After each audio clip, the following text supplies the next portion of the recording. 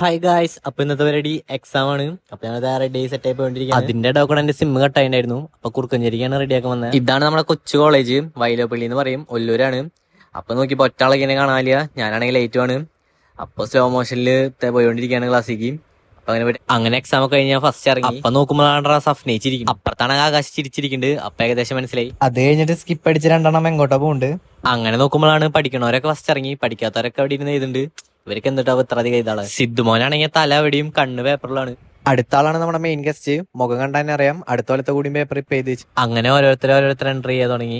അങ്ങനെ നോക്കിക്കൊണ്ടിരിക്കുമ്പോഴാണ് ജല്ലയുടെ കൂടെ ചക്കരയുടെ കഥകളി കാണാള്. അവൾ എന്തൊക്കെയോ പറയുന്നുണ്ട്. എക്സാം എന്റെ കയ്യിലായിരുന്നു എന്നുള്ള ഭാവത്തിലാണ് പ്രിയയുടെ വരവ്.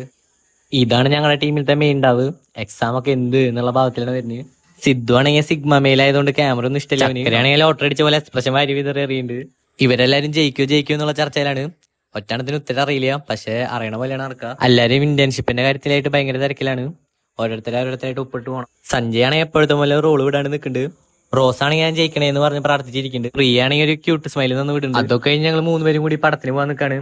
ഫൺ മൂവീസ് ചെയ്യാൻ പോണ്. തൊട്ടപ്പുറത്തുള്ള താനും കുഴപ്പമില്ല, എളുപ്പത്തിൽ ആക്സസ് ചെയ്യാൻ പറ്റും. അതിരടിക്കാണ് ടിക്കറ്റ് എടുത്ത. ഒരു പ്രതീക്ഷയിലാണ്ട് പോയ പടാണ്.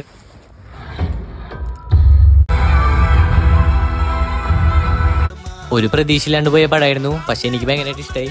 ഫസ്റ്റ് ഹാഫ് സെക്കൻഡ് ഹാഫിൽ കുറച്ച് ലാഗ് ആണെങ്കിലും ഓൾമോസ്റ്റ് നന്നായിരുന്നു പടം. എനിക്ക് പേഴ്സണലായിട്ട് ഇഷ്ടമായി. അപ്പൊ ഇന്നത്തെ ഇത്രയുള്ളൂ. Okay, by.